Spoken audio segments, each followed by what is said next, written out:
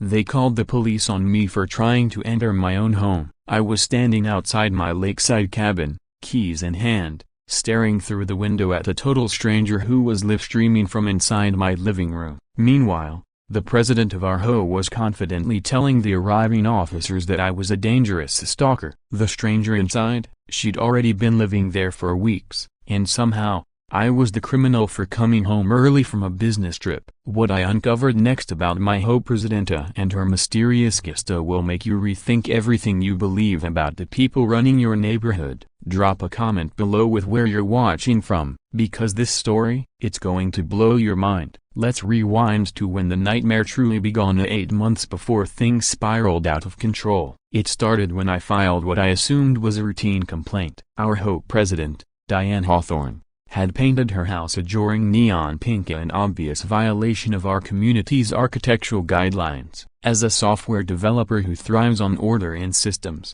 the garish color drove me up the wall. I believed it was a simple matter: report the issue, the HOA enforces a repaint, and we all move on. I couldn't have been more wrong. Diane was forced to pay over $15,000 to restore her home to regulation standards. And it didn't happen quietly. It all unfolded at a crowded HOA meeting, with over 50 neighbors watching as she was publicly shamed. At the time, I felt justified, like I was doing my part to uphold our community's values and maintain property integrity. But what I didn't realize was that Diane was drowning in debt. That paint job pushed her to the brink of bankruptcy, and with that complaint, I unknowingly made myself her enemy number one. Her revenge? It was slow, calculated, and terrifyingly effective. 4 months after that meeting, Diane acted like everything was fine. She waved when I drove by, asked about my business trips to Seattle, and even complimented my front yard landscaping. I thought we had moved past our dispute like reasonable adults. All the while, she was gathering information and tracking my travel habits, watching my routines, waiting for the perfect moment to strike. She knew I traveled often, usually spending a week at a time in Seattle. She knew my cabin sat isolated at the far end of a quiet street where strange activity could go unnoticed. But the part that still sends chills down my spine? She'd been preparing Stephanie Wilson for months before I even knew the woman existed. Stephanie was recently divorced, financially ruined, and vulnerable enough to be manipulated. Diane had convinced her that this entire plan was part of a noble cause, creating a network of safe houses for women escaping domestic abuse. My cabin, since I was rarely there, was supposedly ideal. Together, they built a complex and disturbing lie. Stephanie posed as a victim fleeing an abusive ex. Diane cast herself as the compassionate neighborhood leader giving her sanctuary. They fabricated an entire identity complete with staged photos of bruises, fake police reports, therapy session records, and even forged medical documents to support her story. It was disturbingly thorough. But they missed one critical detail that would unravel everything. One of my Seattle clients had to cancel a meeting last minute due to a family emergency. With nothing else on my schedule, I drove home 5 days earlier than planned, looking forward to peace and quiet, maybe even tackling a few home projects. Instead, I arrived to a complete invasion of my life. My cabin in my safe haven had been transformed. New curtains hung in the windows, unfamiliar furniture sat inside, and there were potted plants on the porch I had never bought. A strange car was parked in my driveway like it belonged there, and then I looked through the window. Stephanie Wilson was live streaming on social media, giving a tour of my home. She was pointing out the cozy reading nook where I unwind, the kitchen where I brew my morning coffee. She spoke like she owned the place, like this life was hers. Confused and rattled, I checked my mailbox. Utility bills were addressed to her. Through the front window, I could see her family photos on my mantle, her clothes hanging in my closet, her groceries in my fridge. This wasn't someone crashing for a few days. She had moved in. She had taken over. I stood there, stunned, trying to make sense of what I was seeing when Stephanie spotted me. The shift in her expression was instant. One moment she was cheerful and confident, showing off my home.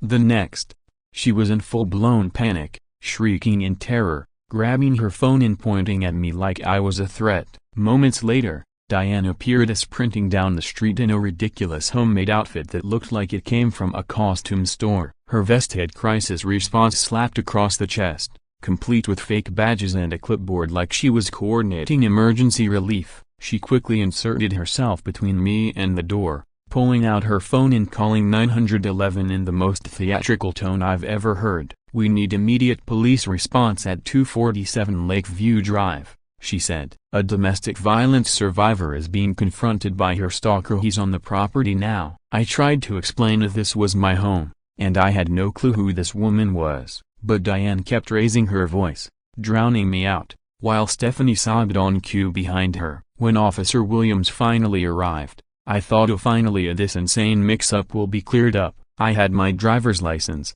the deed to the property, mortgage paperwork, a proof that I owned the cabin and lived there. But Diane had planned for this too. She came armed with a full presentation for the officer, printed documents painting me as a disturbed neighbor with a history of harassment. She showed him copies of every HOA complaint I'd ever filed and twisted them into a narrative via that I was a misogynist targeting women in leadership positions. Officer Williams listened as Diane explained that Stephanie had been living at the property for nearly 3 weeks. She received her mail there, had utility accounts set up in her name, and was even recognized by name at the local pharmacy. From the officer's perspective, it looked like I was an unstable homeowner trying to evict a frightened resident who had clearly made this place her home. And then Diane delivered her final move via manipulation so subtle and calculated, it nearly sealed my fate. She had trained Stephanie to reference specific local details that would make her story feel real. She spoke fondly of her favorite downtown cafe tilde copyright, described a quiet hiking trail she visited to clear her head, and even mentioned a friendly cashier at the neighborhood grocery store who always asked how she was doing. These details weren't accidental, as they were handpicked to make Stephanie seem like a longtime member of the community, like she truly belonged there. But then came the slip-up. Stephanie made an offhand comment about loving the breakfast burritos from the cute coffee shop on Main Street. The issue: that coffee shop had only opened 2 weeks ago after she supposedly arrived in town escaping her abusive ex. I noticed the inconsistency immediately, but in the chaos and confusion of the moment, I couldn't piece together a clear argument fast enough. I was in shock. Despite holding proof of ownership, a spotless criminal record, and personal references who could vouch for my integrity, I was escorted from my own home by a police officer who believed I was a dangerous stalker. Officer Williams explained that the law prioritizes the safety of alleged victims in domestic violence situations. Even if I legally owned the property, if someone claimed to feel unsafe, I could be removed at least temporarily. Driving to the nearest motel, my thoughts were spiraling. How had this woman pulled it off? How had she made her presence in my home seem so legitimate? And more importantly, how was I going to reclaim the life that had been stolen from me? What I didn't realize then was that Stephanie's breakfast burrito slip was just the first crack in a much larger fall. Section 8. An avalanche of deception was waiting to come to light. The next morning, I woke up in a sterile motel room to find my nightmare had gone viral overnight. Stephanie had spent the evening pushing out emotional videos across social media portraying herself as a brave survivor and painting me as the unhinged predator threatening her safety. One video, titled "Escaping My Stalker," had already racked up over 500,000 views. Thousands of strangers flooded the comment section with messages of support for Hira and hatred for me. "Stay strong, Queen. We believe you. This man needs to be behind bars. How is this psycho still free?" It was like watching my reputation dissolve in real time, burn to ashes with every share, every like, every blind word of outrage. I was being publicly executed digitally, socially, and emotionally. But when you're falsely accused of something that horrific, your view of the world changes instantly. Suddenly,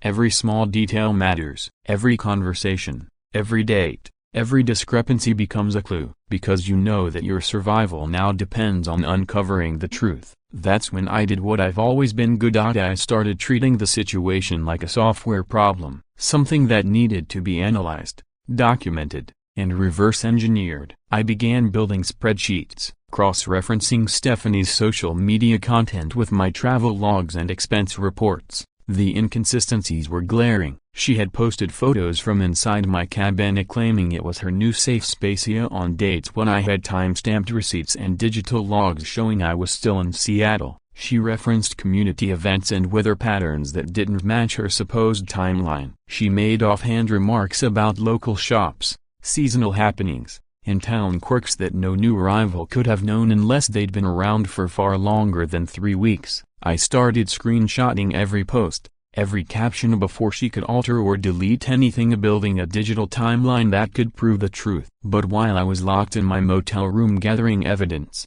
the hostility from the community was growing by the hour. My car had been egged in the motel parking lot. Neighborhood Facebook groups had popped up with names like Protecting Stephanie from Marcus, filled with people scheming ways to harass me. At work, colleagues were avoiding me. Conversations died when I entered the room. Some stopped making eye contact entirely. And the final blow? Someone had printed flyers in my face on Thema with community alert, dangerous man in bold letters, posting them around the neighborhood like I was a fugitive. It felt like I had been thrown into a dystopian film where truth no longer mattered and guilt was handed down by mob consensus. A visit to a lawyer only deepened the sense of helplessness. He explained that domestic violence protections are structured to prioritize immediate safety over facts. That means unless you can provide overwhelming evidence that someone is lying, the system assumes the victim is telling the truth. The legal process would start at $15,000 in fees and could take 6 months just to reach a hearing. Worse,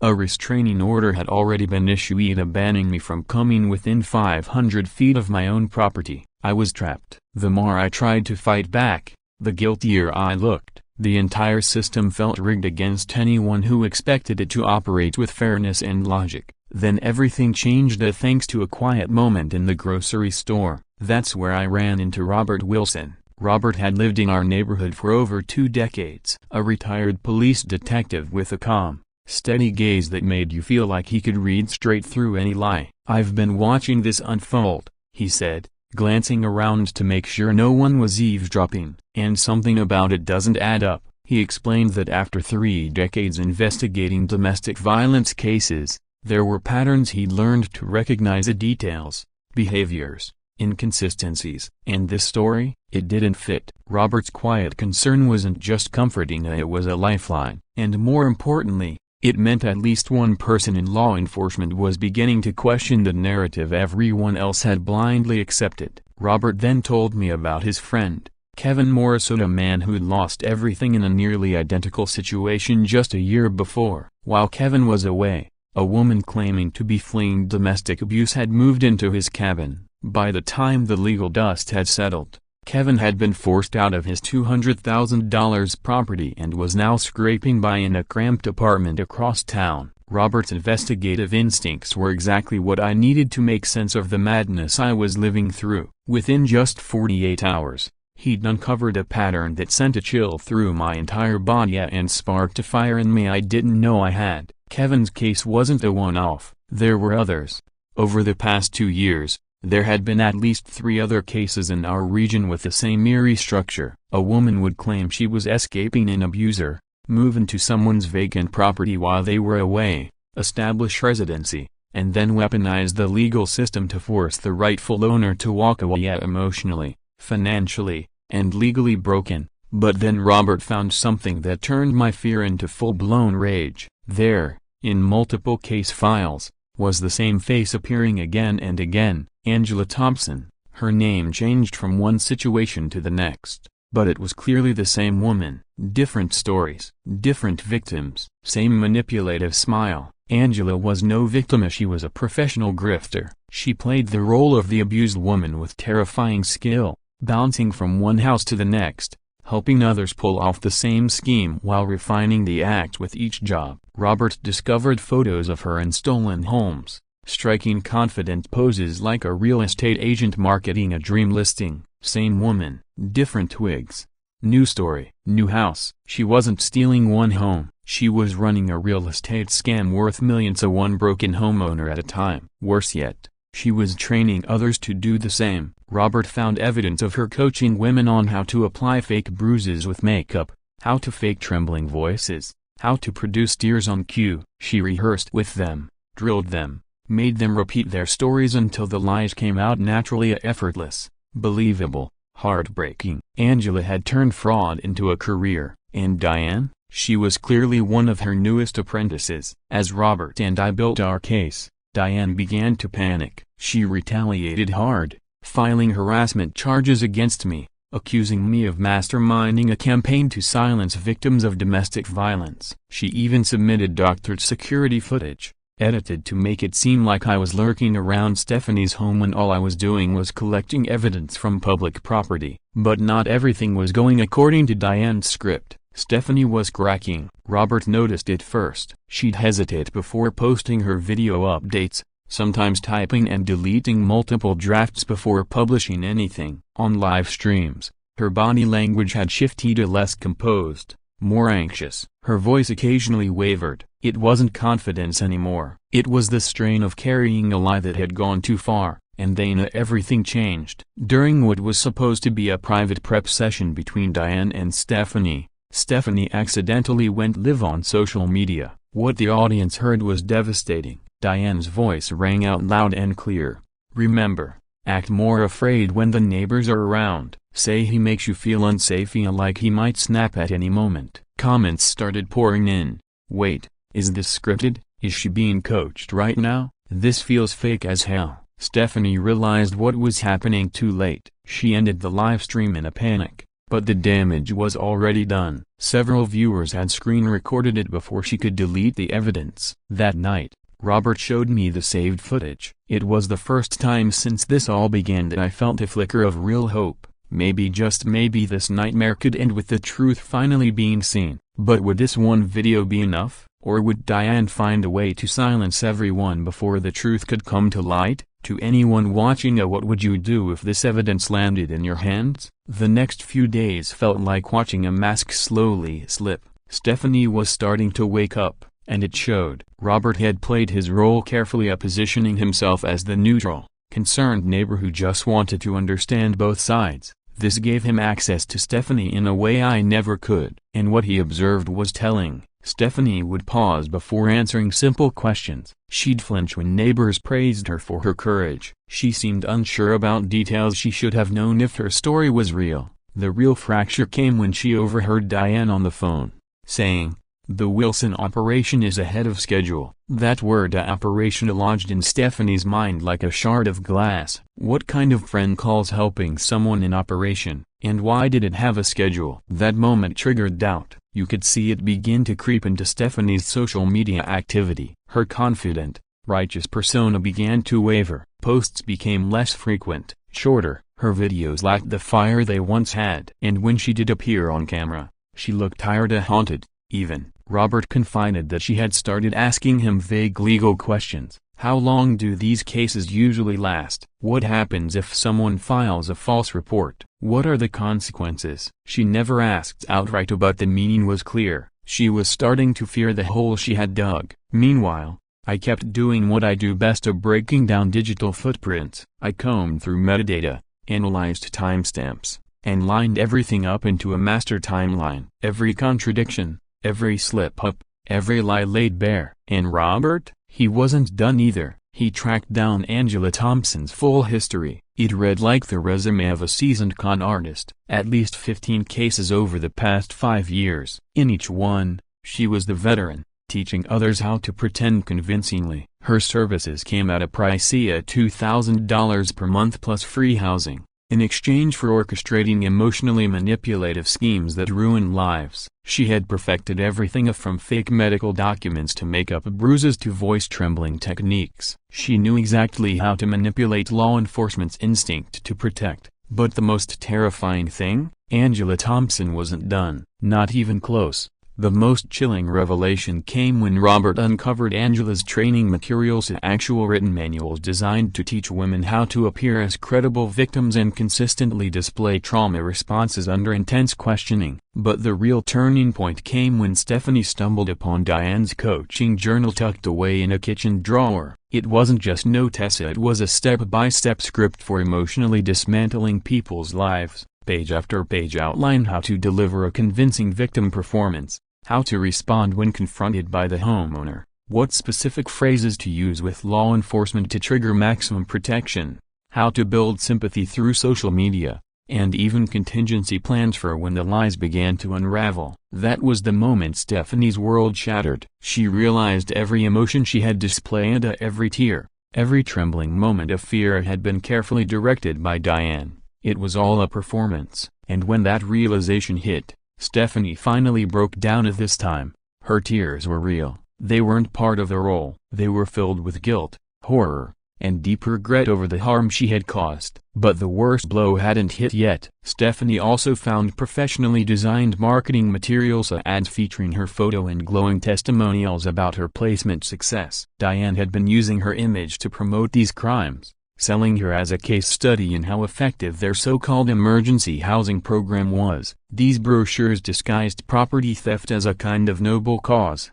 branding it as community aid. Stephanie had unknowingly become the face of this entire criminal racket. The emotional collapse that followed was complete and genuine. She wasn't just ashamed, she was devastated. And while Stephanie was piecing together the truth about the life she'd been manipulated into, Robert and I had started following the money. The financial records were shocking. We traced a pattern of distressed property sales, each one connected to domestic violence allegations, and always purchased by anonymous shell companies at suspiciously low prices. Months later, the same properties were resold for massive profits. Altogether, we found over $2.3 million in questionable real estate deals, each one linked to a familiar pattern: a domestic abuse claim, a forced abandonment, and a quiet, profitable sale. Even more horrifying was the corruption network propping it all up. We uncovered documented payoffs to judges and police officials who were supposed to protect the vulnerable but were actively enabling organized theft. Robert's contacts in law enforcement helped us understand the depth of the betrayal. Judges were accepting bribes to rush through restraining orders without proper hearings. Police officers were being paid to overlook conflicting evidence. Local politicians were greenlighting shady property transfers without raising a single question.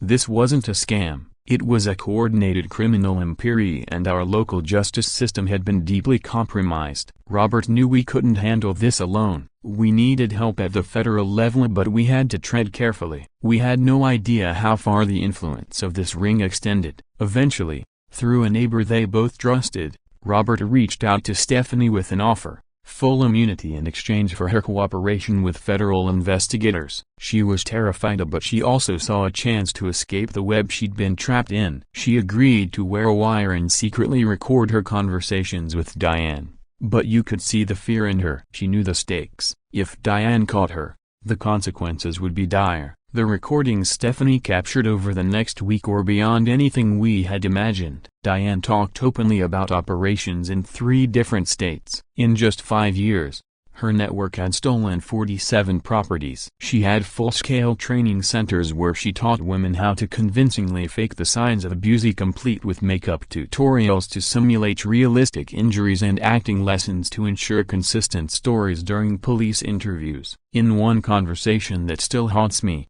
Diane spoke about her victims with chilling indifference. "These rich guys hoard homes while women sleep on the streets," she said. "They deserve to lose everything. If they're too dumb to protect their property, that's on them." But what finally pushed Stephanie over the edge was hearing Diane plan her next movie against me. She wanted to take it further than just stealing my home. Diane's new strategy was to have Stephanie show up at a police station with fresh bruises and accuse me of a violent assault, a clear violation of the restraining order. That's when Stephanie made the bravest decision of her life. While Diane believed she was out running errands, Stephanie drove to the nearest FBI field office. She walked in with everything: the audio recordings, bank documents, evidence of fraud, and a complete confession of the entire operation. She laid it all out: the fake documents, the manipulated accusations, the corruption that spread through the local system. The FBI agent who interviewed her told me later that he could hardly believe what he was hearing. What started as one man's property dispute had exposed one of the most intricate fraud conspiracies his office had ever seen. By the end of that day,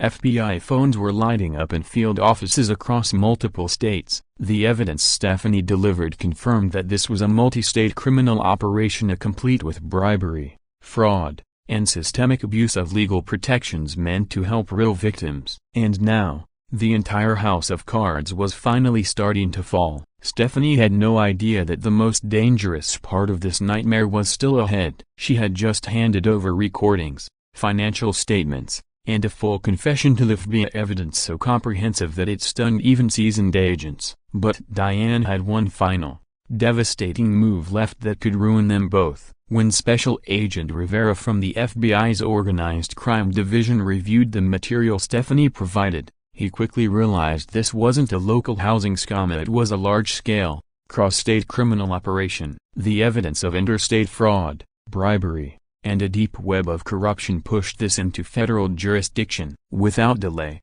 the Bureau mobilized. Stephanie's wire recordings gave them the probable cause they needed, combined with the financial documents and proof of judicial and law enforcement corruption. The FBI secured federal warrants within 48 hours for coordinated raids in 3 different states. But Diane didn't intend to go down quietly. Somehow, she sensed the pressure closing in and moved fast, scrambling to erase trails, shut down ongoing operations, and silence anyone who might testify against her. The situation escalated dangerously when she began threatening Stephanie directly. "If I fall, you fall with me," she warned during what would be their last meeting. Diane claimed to have enough proof to make Stephanie look like an accomplice from the beginning, and she was willing to use it. But Diane's most horrifying plan went far beyond threats. She had arranged for a man in a ski mask to attack Stephanie in public and plant my wallet at the scene. The goal? To frame me as the violent stalker everyone feared. She wanted Stephanie hospitalized with documented injuries to match the false allegations,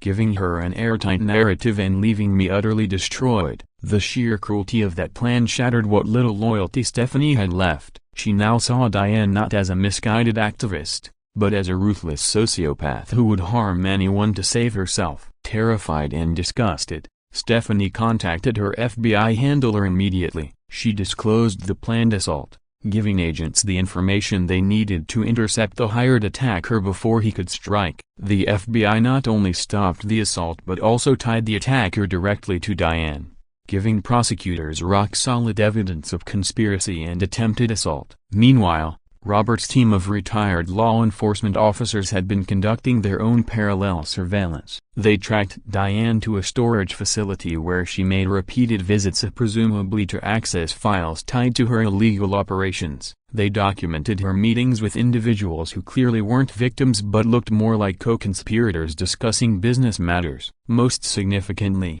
she was seen reaching out to corrupted officials she'd previously paid off, likely in a desperate effort to shut down the growing investigation. All of this footage and intel was funneled directly to Agent Rivera's task force, further tightening the noose around Diane and her entire criminal network. The turning point came when Angela Thompson, one of Diane's top associates, attempted to flee the country. She was caught at the airport with over $200,000 in undeclared cash stuffed into her bags. That much money immediately raised red flags, triggering additional scrutiny under federal law. When TSA agents questioned her, Angela attempted the same tearful victim act, claiming she was escaping an abusive situation. But trained security personnel are harder to deceive than sympathetic neighbors or local officers. Her story didn't add up, and when they ran her ID, it was flagged as she was already listed as a person of interest in an active federal case. Within minutes, she was pulled aside and taken into custody. Realizing the severity of the charges she faced and the years of prison time that loomed over her, Angela crumbled. She began confessing everything. She named names, listed properties, and detailed the full scope of Diane's scheme. Angela's cooperation revealed a far-reaching criminal enterprise that had systematically exploited vulnerable housing markets in lakeside communities across 3 states. She also exposed the extent of Diane's training programs, which included acting classes, makeup tutorials for fake injuries, and psychological manipulation strategies to gain public sympathy. These weren't isolated scams. They were orchestrated, rehearsed, and designed to weaponize empathy for financial gain. The investigation expanded rapidly. Federal agents now saw the full picture. This wasn't just about fake domestic abuse claims or housing fraud. It was a sophisticated racketeering operation that had corrupted public officials at every level. Among the troves of evidence were $2.3 million worth of fraudulent property transactions and, more damning, clear documentation of the bribery network that enabled it all. Judges had accepted bribes to expedite restraining orders. Police officers had ignored conflicting evidence. City council members had signed off on suspicious transfers. Even some federal employees were implicated, leaking details about investigations in exchange for payouts. The corruption ran so deep that Agent Rivera had to call in the Justice Department's Public Integrity Section to handle the case. A specialized task force was assembled to deal specifically with the government officials involved. Coordinating the multi-state raids that followed felt like something straight out of a high-stakes thriller. Federal agents had to hit 47 properties simultaneously to avoid tipping off the network and allowing anyone to escape.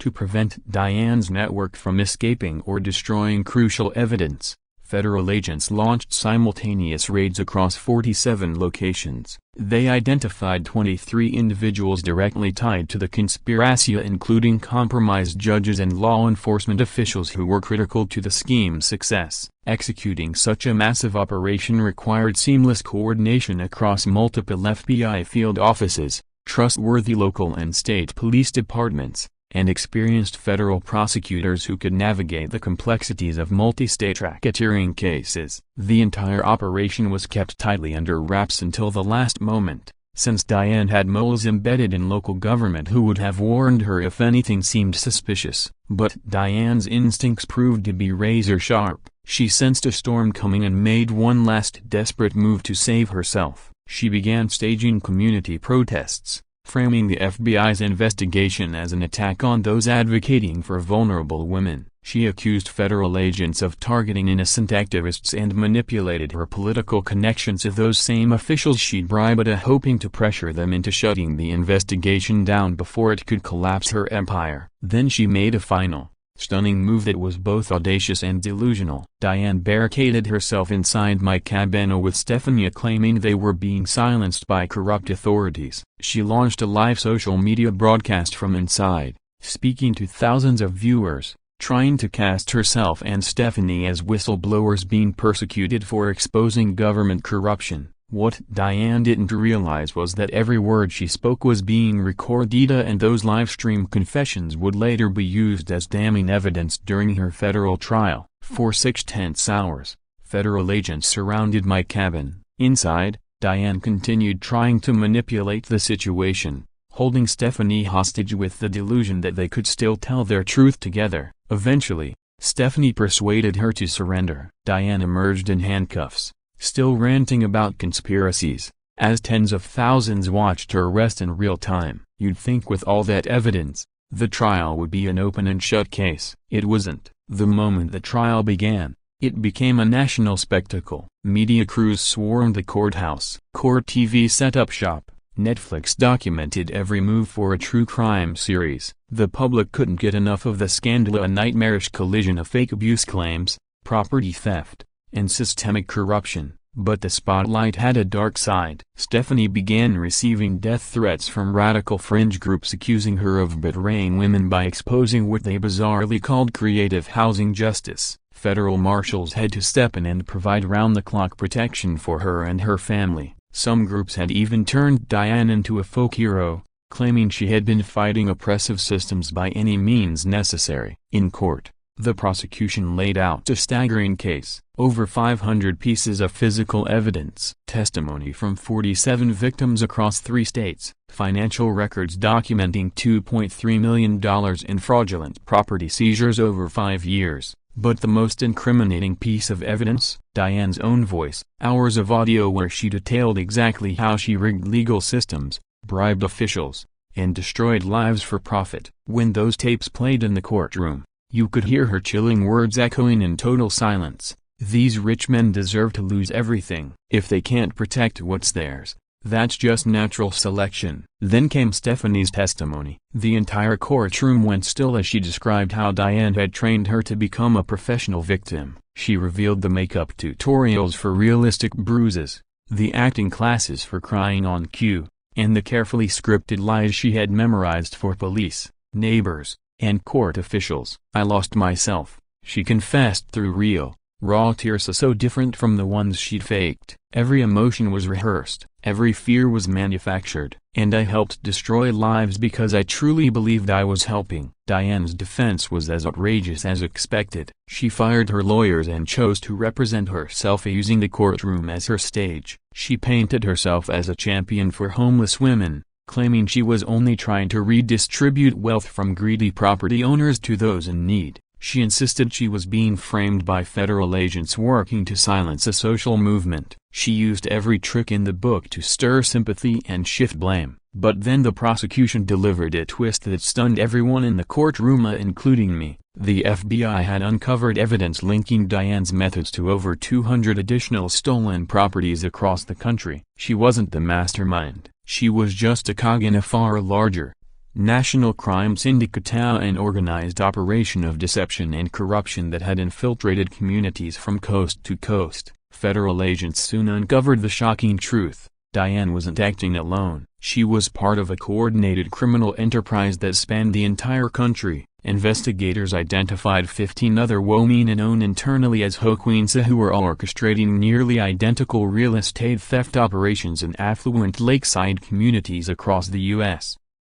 Each of them followed a carefully crafted blueprint of domestic violence fraud, honed over years of trial and error. The scale of the conspiracy stunned everyone in the courtroom. Altogether, these women had stolen over $50 million worth of property from more than 500 families nationwide. They were connected by advanced online training platforms and deeply embedded laundering systems designed to quietly turn stolen homes into clean, untraceable income. Diane's scheme in our sleepy neighborhood turned out to be just one small cog in a sprawling and sophisticated criminal machine. When prosecutors revealed this in court, the room erupted in disbelief and chaos. Suddenly, what happened to me wasn't an isolated incident, it was part of a national epidemic. Diane's response to this bombshell was a total breakdown, witnessed by the entire courtroom. She began screaming that the entire case was fabricated, that I had engineered a national conspiracy to ruin her, and that the FBI had faked the evidence. She accused Stephanie of being an undercover federal operative,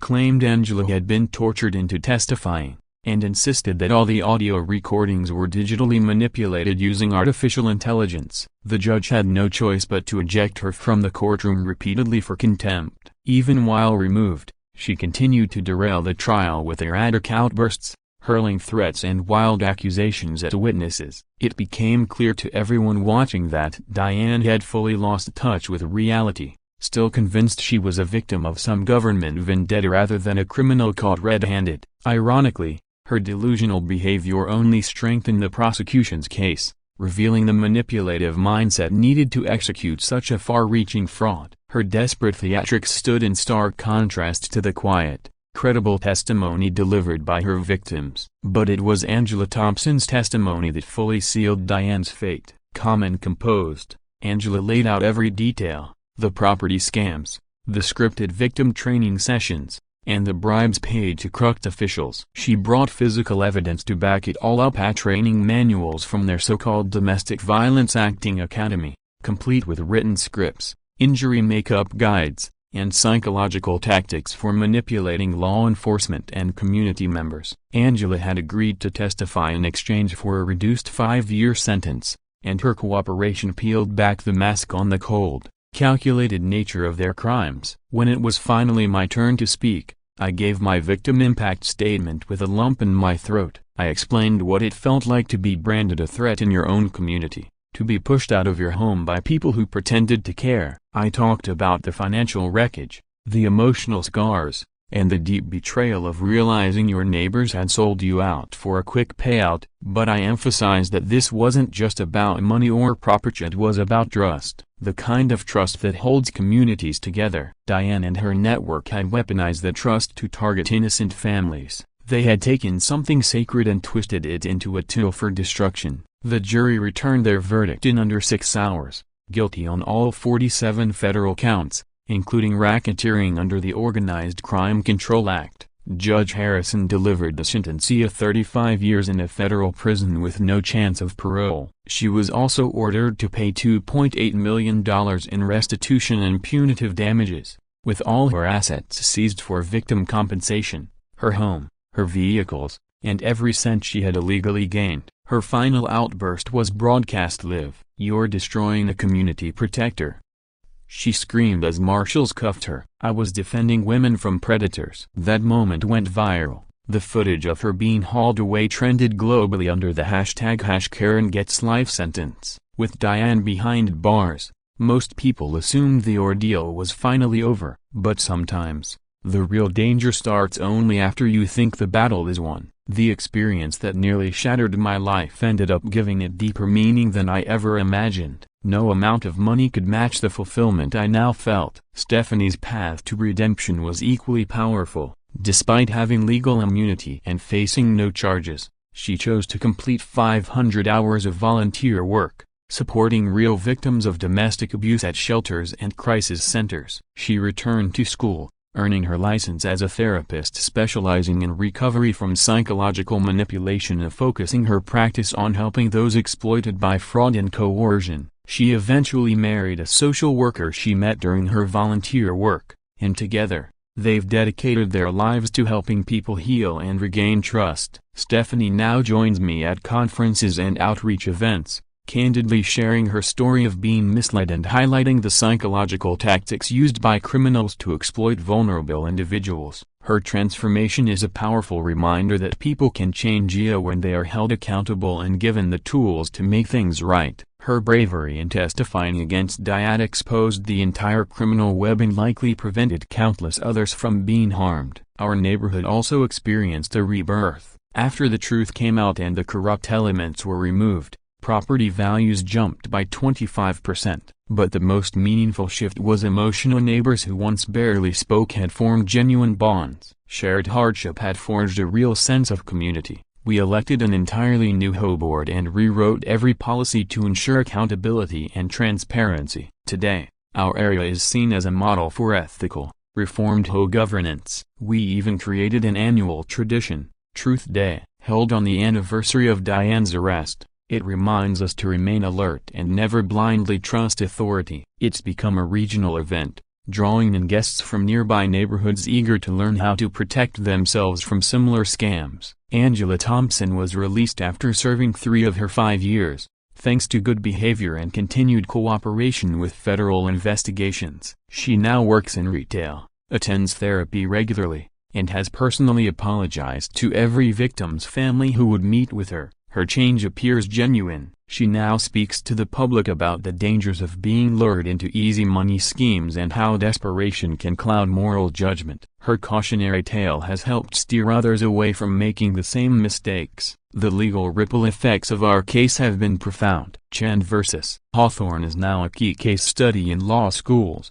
and over 200 other cases have cited it. 15 states have passed the HOA Accountability Act, mandating greater transparency and strengthening protections for homeowners. Federal laws around domestic violence have also been revised to include safeguards against fraudulent exploitation. A national task force now targets HOA-related corruption and has already led to hundreds of arrests and millions in restitution for victims. 2 years after the trial, I married the lead federal prosecutor on the case. What began as mutual respect during the darkest days evolved into something real and lasting. We're now expecting our first child. My cabin, once a place filled with painful memories, has become a home filled with laughter and new beginnings. I continue to split my time between my software work and our nonprofit organization, which supports over 500 HOA abuse victims every year. I was even honored with a Presidential Medal for Community Service. It felt surreal, especially considering that just 2 years earlier, I was labeled a threat by my own neighbors. But the true reward isn't in medals or headlines, it's in knowing we've changed lives and helped enact laws that protect thousands of families from ever facing what we did. As for Diana, she's now serving her sentence in a maximum security federal prison, without any special treatment. Her job is cleaning bathrooms for 23 cents an hour. Even the other inmates keep their distance once they learn what she did. Isolated and without visitors or mail, She continues to live in denial, claiming she was framed by a massive government conspiracy. Just last week, I got a phone call that felt like copyright Yahoo. Marcus, the voice said, "We've got a situation in Texas. Another HOA corruption same tactics, new victims." Now, I work with Stephanie, Robert, and federal agents to travel to communities under threat, helping them recognize the signs of HOA abuse and fight back before it's too late. If this story has opened your eyes to how easily authority can be twisted into a weapon, share it. Awareness is our first line of defense. Thanks for watching Ya Stories. I'll see you in the next episode, where we uncover yet another case that proves the truth really is stranger than fiction. Until then, stay sharp, stay aware,